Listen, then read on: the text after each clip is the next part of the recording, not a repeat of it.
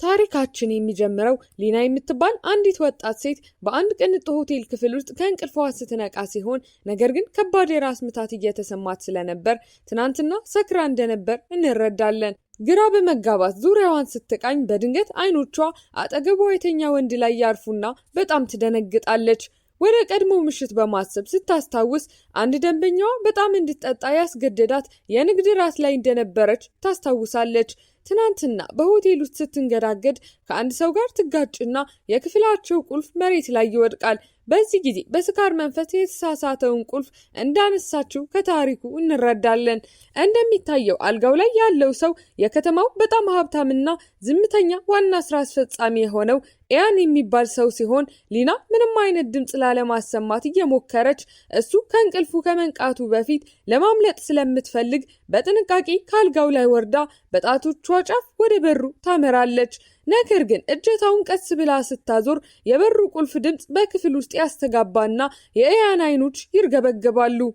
እሷን እንዳያት ከመኝታው ተስፈንጥሮ በመነሳት ፊቱ በንዴት እንደተሞላ በቁጣ ቃና ማን እንደሆነችና በክፍል ውስጥ ምን እንደምትሰራ ይጠይቃታል።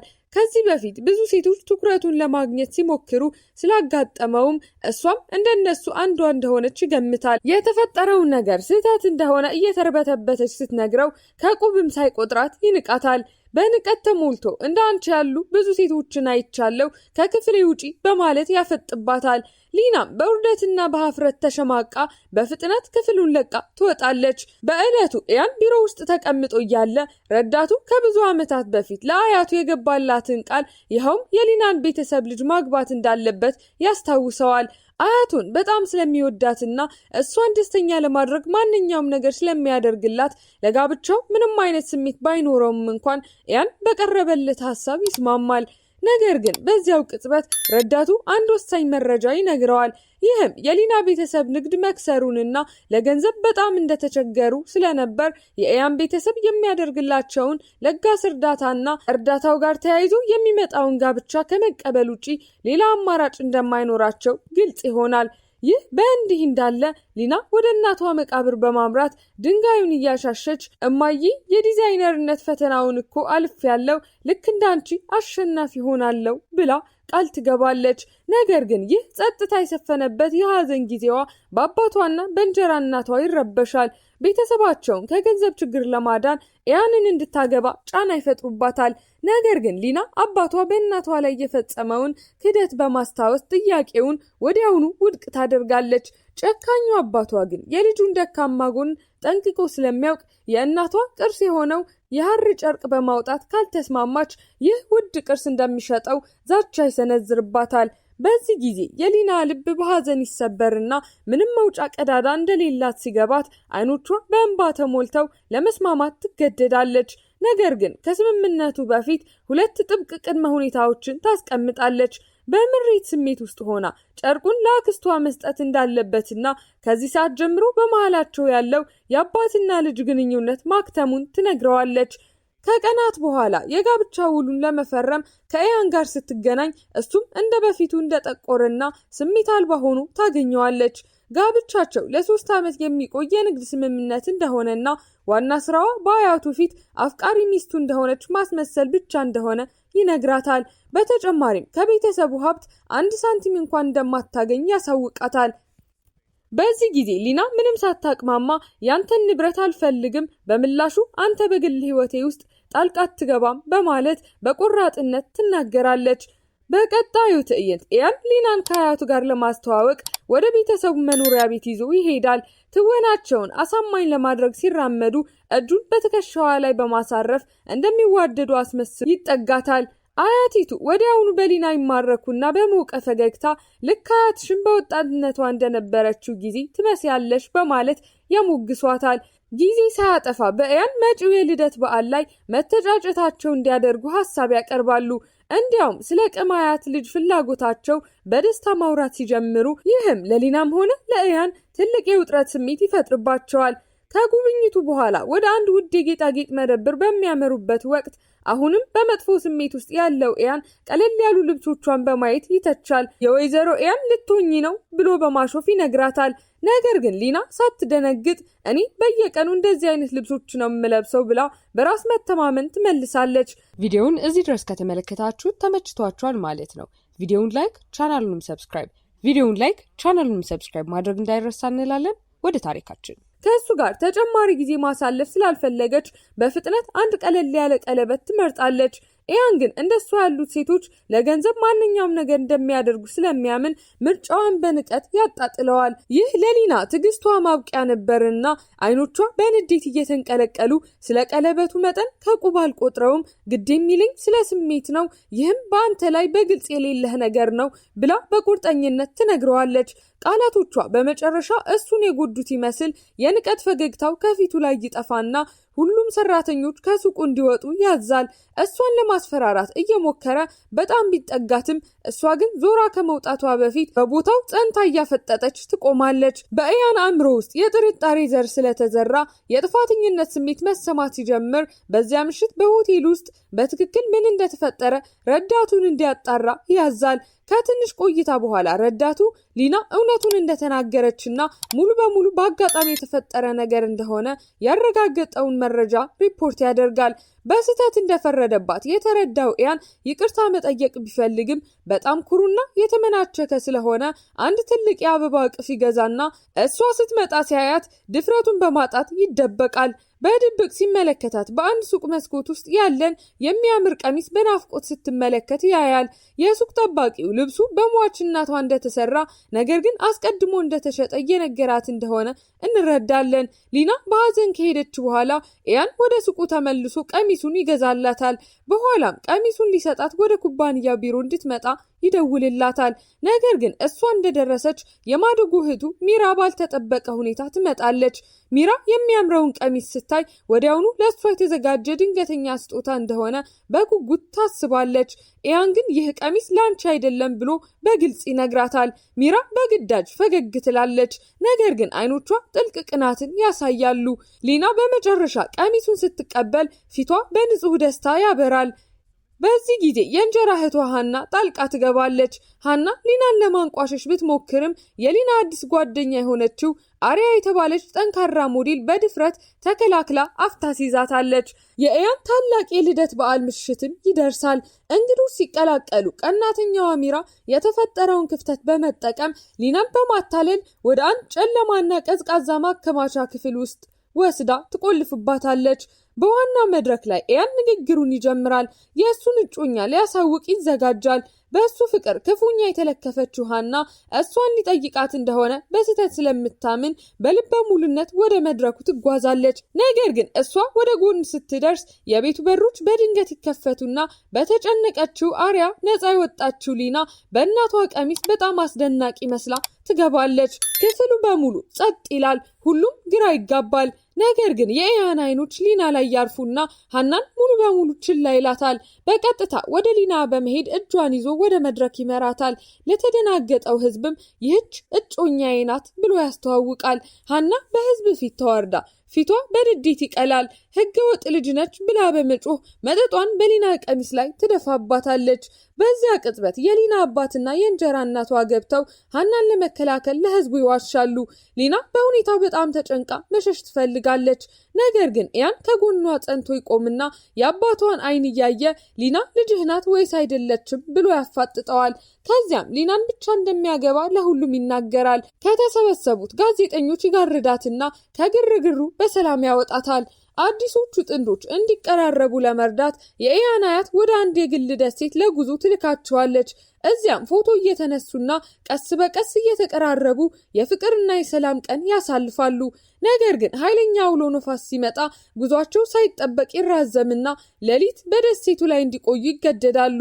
በደሴቱ ላይ ያለው ብቸኛ ሆቴልም አንድ ክፍል ብቻ ነው።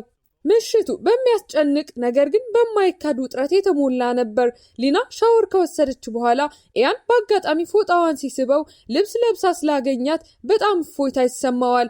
በጸጥታ ጊዜ ሊና አባቷ እናቷን ስለከዳት ወንዶችን ማመን እንደምትቸገር ትነግረዋለች። ኢያንም በዓይኖቿ ውስጥ በአዲስ ልስላሴ በትኩረት ያዳምጣትና ሁልጊዜም እንደሚጠብቃት ቃል ይገባላታል። ወደ ቤት ሲመለሱ ሊና ሃና አፓርታማዋ እንደወሰደችባት ታውቃለች። ስለዚህ ቤት አልባ ሆና የምትሄድበት ቦታ ስለሌላት ወደ አክስቷ ትንሽ የዲዛይን ኩባንያ ትገባለች። አንድ ምሽት እሷና አሪያ እየጠጡ ሊና በጣም ትሰክራለች። ስለዚህ ኢያን መጥቶ እንዲወስዳት አሪያ ትደውላለች። በመኪናው ውስጥ በስካር መንፈስ ራስን መግታት ስላልቻለች ጋብቻቸው ውል ብቻ እንደሆነ በአጋጣሚ ታወጣለች። ቤቱ ሲደርሱም አሁንም የሰከረችው ሊና ደፋር ሆና በኢያን ላይ ወጥታ በስሜት ትስመዋለች።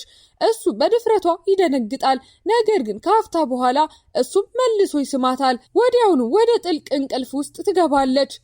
በማግስቱ ሊና ሁሉም ነገር እያስታወሰች በሀፍረት ትሞታለች። ነገር ግን ከሀፍረቷ ሳታገግም በሃና የተላኩ ወረበሎች መንገድ ላይ አድብተው ያጠቋታል። ኢያን ደርሶ በድፍረት ይከላከልላታል። በዚህ ሂደት ውስጥም ይጎዳል። ከዚህ አስፈሪ ክስተት በኋላ እሱ ሊጠብቃት በሚችልበት ትልቅ ቤት ውስጥ መኖር እንዳለባት አጥብቆ ይናገራል። በአንድ ጣሪያ ስር መኖር መጀመሪያ ላይ አስቸጋሪ ነበር። በመጀመሪያው ምሽት ኢያን እሷ ባጠገቡ ክፍል ውስጥ እንዳለች እያወቀ መተኛት አይችልም። ስለዚህም ወደ ክፍሏ ለመግባት ሰበቦችን መፍጠር ይቀጥላል። በመጨረሻም እያደገ የመጣው ስሜቱን መቆጣጠር ተስኖት ለመጨረሻ ጊዜ ወደ ክፍሏ ይሄድና በጣም ቀርቧት በስሜት ይስማታል። በዚህ ጊዜ ምንም አይነት ግራ መጋባት የለም። ምክንያቱም ሊና መልሳ ስለምትስመውና ሁለቱም በፍቅር መውደቃቸውን ስለሚገነዘቡ ነው። አዲሱ የፍቅር ግንኙነታቸው ያብባል። የታላቁ የዲዛይን ውድድር ቀንም ይደርሳል። አሁንም የሊናን ሕይወት ለማበላሸት የምታሴረው ሃና የሊና ሞዴል እንዳትመጣ ጉቦ ትሰጣለች። ነገር ግን በድንጋጤ ውስጥ ሊና አሪያም ወደ መድረኩ እንድትወጣ ትጠይቃታለች። አሪያም አስደናቂ ስራ ትሰራና ሊና አንደኛ ቦታ ታሸንፋለች። በዚያ ምሽት ኢያንና ሊና በድል ስሜት ወደ ቤት ይመለሱና በስሜታዊነት በተሞላ መሳሳም ያከብራሉ። ነገር ግን በዚያው ቅጽበት የኢያን አያት ገብታ ታያቸዋለች። ፊቷ በንዴት ይጠቁራል። በድብቅ ያገኘችውን የሕክምና ሪፖርት ታሳየዋለች። ሪፖርቱም የሊና ጤንነት ደካማ እንደሆነና ልጅ መውለድ በጣም ከባድ እንደሚሆንባት ይገልጻል። አያቲቱ ሊና አድካሚ የሆነውን የዲዛይነርነት ስራዋን ትታ በማርገዝ ላይ እንድታተኩር ወይም ቤተሰቡን ለዘላለም እንድትለቅ ጭካኔ የተሞላበት የመጨረሻ ማስጠንቀቂያ ትሰጣለች። ኢያን በጣም ይናደድና ሊናን ይከላከልላታል። ይህም ከአያቱ ጋር ወደ ትልቅ ጠብ ይመራቸዋል። ውጥረቱ ለአሮጊቷ ሴት በጣም ስለሚበዛ ራሷን ስታ ትወድቃለች። ፍቅረኛሞቹ ለመለየት አያቲቱ ኢያንን በግድ ከማያውቃት ሴት ጋር እንዲገናኝ ታስገድደዋለች። ሊናም በቤተሰቡ ግፊት በጣም ስለተጎዳች እረፍት መውሰድ እንዳለባቸው ትነግረዋለች። በእረፍታቸው ወቅት ሊና የኢያንን ቢሮ ትጎበኛለች። ልቧን የሚሰብር ትዕይንትም ታያለች። ምክንያቱም ሃና እዚያ ሆና ኢያን ለፎቶ ቀረጻ የቀሚሷን ዚፕ እንዲዘጋ እየረዳት ነው። ይህ ንጹህ ድርጊት እንደሆነ እንረዳለን። ነገር ግን ሊና ሙሉ በሙሉ በተሳሳተ መንገድ ተረድታ እያታለላት እንደሆነ ታስባለች። በመካከላቸውም ከባድ ጠብ ይነሳል። ልቧ ተሰብሮ እርስ በእርስ እንኳን የማንተማመን ከሆነ አብረን የመቆየታችን ትርጉም ምንድን ነው ብላ ታለቅሳለች። እናም በእውነት መለያየት እንዳለባቸው ትናገራለች። ኢያን ሁኔታውን ለማስረዳት በጣም ኩሩና የተጎዳ ስለሆነ እንድትሄድ ይፈቅድላታል። በዚያ ምሽት ኢያን ወደ ቤት ሄዶ በመጠጥ ተጎድቶ ለአያቱ እያለቀሰ ሊናን በማጣቱ በከባድ ሕመም ውስጥ እንዳለና በመጨረሻም ከልቡ እንደሚወዳት ይናዘዛል። እሷን ማጣት እንደማይችል ስለተገነዘበ ታላቅ የፍቅር ድንገተኛ ስጦታ ያቅዳል። ለእርሷ ብቻ የሚሆን አስደናቂ የርችት ትርኢት ያዘጋጃል። እሷን አግኝቶ ከልቡ ይቅርታ ይጠይቃትና ከሃና ጋር የነበረው አለመግባባትም ያስረዳታል። ርችቱንና ልባዊ ይቅርታውን ስታይ የሊና ልብ ይቀልጥና ይቅር ትለዋለች። ኢያን በአንድ ጉልበቱ ተንበርክኮ በሚያምር ቀለበት እውነተኛና ልባዊ የጋብቻ ጥያቄ ያቀርብላታል። በመጨረሻም እውነተኛ ጥንዶች ይሆናሉ። ነገር ግን ደስታቸው አጭር ነው። ምክንያቱም ኢያን የሚራን ሚስጥራዊ ማስታወሻ ደብተር አግኝቶ ሲያነብ ከሁሉም ዋና ችግሮቻቸው ጀርባ ሚራ እንደነበረች አደገኛውን እውነት ይደርስበታል። ድምፁ በንዴት እየተንቀጠቀጠ ከሚራ ጋር ይጋፈጣል። ከእንግዲህ ወዲህ እንደ እህቱ እንደማይቆጥራት ይነግራታል። ሚራ በተስፋ መቁረጥ የበቀል እርምጃ ለመውሰድ በሷ ላይ በሚስጥር ፍቅር የያዘውን የኢያንን ረዳት በማታለል ሊናን እንዲያፍን ታሳምነዋለች። ረዳቱ እቅዱን ይፈጽማል። ነገር ግን ህሊናውን ስለሚወቅሰው በግጭት ወቅት ሊናን ለቆ ይሄድና ከአንድ ህንፃ ላይ ወድቆ በአሳዛኝ ሁኔታ ይሞታል። ከጥቂት ወራት በኋላ ሊናና ኢያን በመጨረሻ ይጋቡና በደስታ ይኖራሉ። ነገር ግን ታሪካቸው ሌላ ጨለማ ገጽታ ይይዛል። አሁን ሙሉ በሙሉ አእምሮዋን የሳተችው ሚራ ሊናን በስነ ጽሑፍ ስርቆት ትከሳታለች። ቅሌቱም ሌላኛው ዲዛይነር ራሱን ሲያጠፋ ተባብሶ ሊናን እንደ ወንጀለኛ እንድትታይ ያደርጋታል። በትክክል በዚህ ጊዜ ሊና እርጉዝ መሆኗን ታውቃለች። ነገር ግን በግርግሩ መካከል ለኢያን ለመንገር ትፈራለች። ሚራ እድሏን አይታ ኢያን ኩባንያውን ለማዳን ሊፈታት እንደሆነ በመዋሸት የመጨረሻውን ጭካኔ የተሞላበት ምት ትሰነዝርባታለች። በውሸቱ በጣም የተጎዳችውና ያመነችው ልቧ የተሰበረው ሊና የፍቺ ወረቀቶቹን ፈርማ ያለምንም ቃል ከሀገር ትወጣለች። ኢያን ወደ ቤት መጥቶ የተፈረሙትን ወረቀቶች ሲያገኝ ልቡ ይሰበርና በድንጋጤ ይዋጣል። ስለዚህ እሷን ለማስቆም ወደ አውሮፕላን ማረፊያ ይሮጣል። ነገር ግን በመንገድ ላይ ከባድ የመኪና አደጋ ያጋጥመዋል። ለ5 ዓመታት በዘለቀ ጥልቅ ኮማ ውስጥ ይወድቃል። በመጨረሻም ሲነቃ ሊናንና ወይም ፍቅራቸውን ማስታወስ ይሳነዋል። ከ6 ዓመታት በኋላ ሊና ከልጇ ክሪስ ጋር ወደ ሀገር ትመለሳለች። አሁን አኒ በመባል የምትታወቅ ታዋቂ ዲዛይነር ሆናለች። የተመለሰችውም ከብዙ ዓመታት በፊት የአክስቷን ኩባንያ ያወደመውን አጠራጣሪ እሳት በተመለከተ እውነቱን ለማግኘት ነው። ኢያንን ታገኘዋለች። ነገር ግን እሱ እንደ ሙሉ እንግዳ ነው የሚያያት። ከእሱ ጋር ለመቅረብ ገንዘቡን ብቻ ፈልጋ የተመለሰች ስግብግብ ሚስት ሚና ሆን ብላ ትጫወታለች። እሱም የመጨረሻውን የፍቺ ወረቀት እንድትፈርምለት እየሞከረ በቀዝቃዛ ንቀት ይይዛታል። ግንኙነታቸው ውጥረት የበዛበት ነው። እሷም ትዝታውን ለመቀስቀስ ስትል ታሾፍበታለች። እንዲቀናም የተለያዩ ጨዋታዎችን ትጫወታለች። ነገር ግን የድሮ ስሜቶቹ መንቀሳቀስ ቢጀምሩም ከዚች ሴት ጋር ለምን እንደዚህ አይነት ጠንካራ ግንኙነት እንደሚሰማው ማስታወስ አይችልም። ይህ በእንዲህ እንዳለ ልጃቸው ክሪስ ኢያንን አግኝቶ አባዬ እኔ ነኝ ልጅህ ነኝ ብሎ በተደጋጋሚ ሊነግረው ይሞክራል። ነገር ግን ኢያን እንደ እንግዳና ቅዥትም ልጅ ይቆጥረዋል። አንድ ቀን የመኪናቸው ፍሬን ሆን ብሎ ተበላሽቶ ስለነበር በኃይል ይጋጫሉ። በቅጽበት የኢያን ውስጣዊ ስሜት ነቅቶ ሊናን በሰውነቱ ይጋርዳታል። በዚህ ከባድ ጉዳት ይደርስበታል። በሆስፒታል ውስጥ ዶክተሩ የድሮ የአእምሮ ጉዳቱ በጣም እንደተባባሰ ይገልጻል። ረዳቱም በጥፋተኝነት ስሜት ተውጦ ከሄደች በኋላ ኢያንን ለ5 ዓመታት ኮማ ውስጥ እንደነበር ሙሉውን እውነት ለሊና ይነግራታል። ሊና በሁሉም ነገር እንደተዋሸች ስትረዳ በጣም ትደቆሳለች። ኢያን ሲያገግም ትውስታዎቹ በብልጭታ መመለስ ይጀምራሉ። ነገር ግን የአይኑ ብርሃን እየጠፋና ሊታወር እንደሆነ በሚያስፈራ መራራ እውነት ይጋፈጣል። ኢያን አይነ ስውርነቱን ከሊና ለመደበቅ ይሞክራል። ነገር ግን እሷ በመጨረሻ ታውቅበታለች። እናም የመጨረሻ ጠላታቸው ኪያንን የተባለ ጨካኝ የንግድ ተቀናቃኛቸውን ለማሸነፍ አብረው ለመስራት ይወስናሉ። ኪያን በድብቅ የኩባንያዎችን አክሲዮኖች እየገዛ እንደነበርና ከመኪና አደጋው ጀርባ እሱ እንደነበር ያውቃሉ። ስለዚህም ብልሃተኛ ወጥመድ አዘጋጅተው በአክሲዮን ባለቤቶች ስብሰባ ላይ ያጋልጡታል። ኩባንያቸውንም ያድናሉ።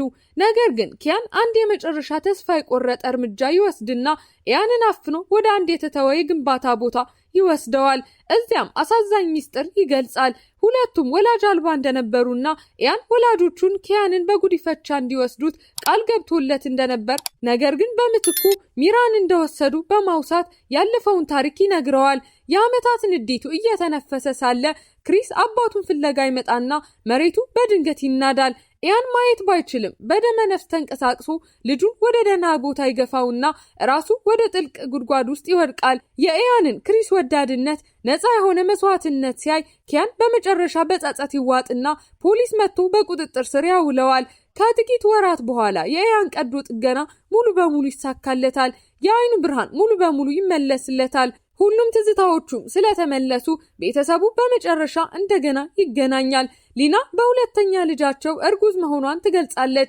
በሌላ አስደሳች ዜና ደግሞ አሪያና ከጉዳቱ ያገገመው የኢያን ረዳት አፍቃሪ ጥንዶች ተመልሰዋል። በቅርቡ 4 የሚሆነው የ3 አባላት ቤተሰብ በጣም ወደሚያስፈልጋቸው የጫጉላ ሽርሽር ይሄዳሉ።